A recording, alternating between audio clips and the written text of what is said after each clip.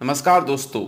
स्वागत करता हूं आपका मेरे चैनल मारवाड़ी स्वैग में। आज मैं बात करूंगा कौन होगा राजसमंद लोकसभा सीट से बीजेपी और कांग्रेस के उम्मीदवार, और उस पर पूरा विश्लेषण करूंगा।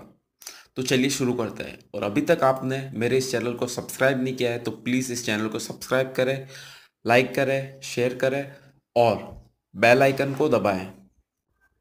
तो टिकटों के विश्लेषण से पहले मैं आपको राजसमंद सीट की पहले सारी जो विधानसभाएं आती हैं उनका बारे में बताना चाहूँगा और उसका विश्लेषण करना चाहूँगा। राजसमंद सीट में 8 विधानसभाएं आती है। 8 विधानसभाओं में कौन कौन सी आती है? नाथद्वारा, कुंभलगढ़, डेगाना, मेड़ता, ब्यावर, जैतारण, राजसमंद और भीम। तो अब मैं बात करता हूँ यहाँ कौन कौन उम्मीदवार जीते हैं। राजसमंद से किरण माहेश्वरी जीती है जो बीजेपी की उम्मीदवार है। जैतारण से अपने या अविनाश गहलोत जीते हैं जो बीजेपी के उम्मीदवार है।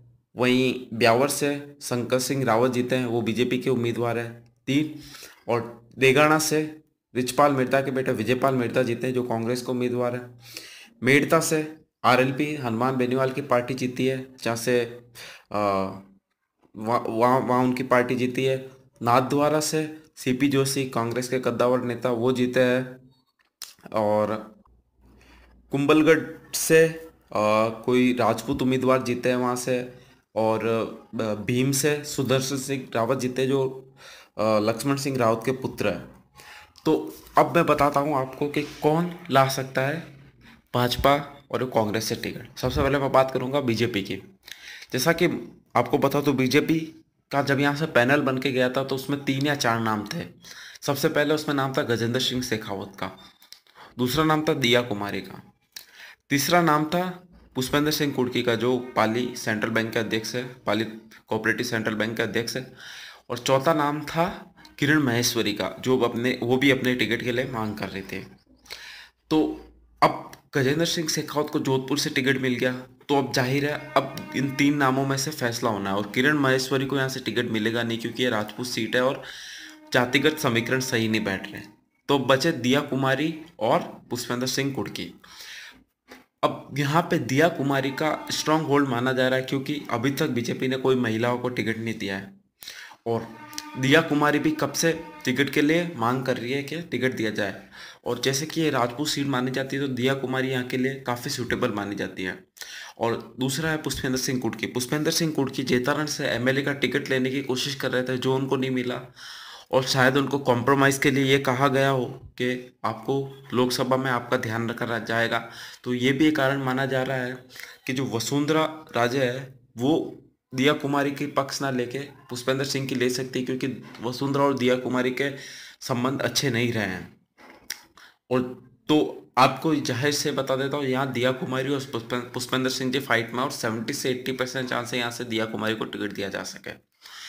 दूसरा यहाँ सब कांग्रेस की बात करता हूँ। दूसरा मैं कांग्रेस में यहाँ कोई बड़ा उम्मीदवार दिखाई नहीं देता, और सबसे बड़े से बड़ा उम्मीदवार दिखाई देता है तो दो दिखाई देते हैं। एक है गोपाल सिंह ईडवा और दूसरा है लक्ष्मण सिंह रावत। और गोपाल सिंह ईडवा ने जो हमारे पूर्व सांसद रहे उन्होंने अपनी इच्छा जाहिर की कि वो यहाँ से जाके चित्तौड़गढ़ से चुनाव लड़ना चाहते हैं।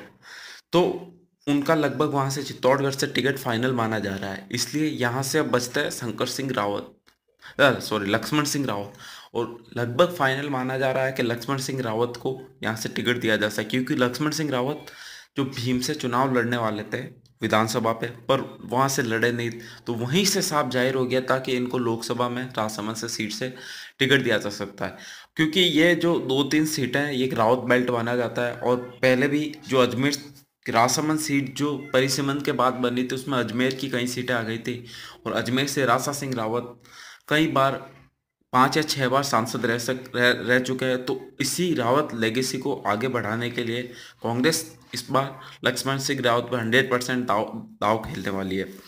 तो अब मैं अपने यूजर्स के लिए एक सवाल पूछना चाहता हूँ कि आप यहाँ पे सांसदों को देख के वोट देंगे कि भाई लक्ष्मण सिंह रावत या पुष्पेंद्र सिंह कुर्की, या फिर आप ये देख के वोट देंगे कि भाई हमें मोदी को जिताना है या राहुल गांधी को जिताना है।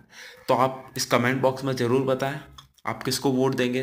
और किस नज़रिए पे वोट देंगे, और अपना कॉन्स्टिट्यूंसी का नाम जरूर लेके, यानी विधानसभा क्षेत्र का, जिससे हमें पता चलेगा कि आप किस क्षेत्र में किस जगह का माहौल है, और फिर उस हिसाब से हम ओपिनियन पोल बनाएंगे।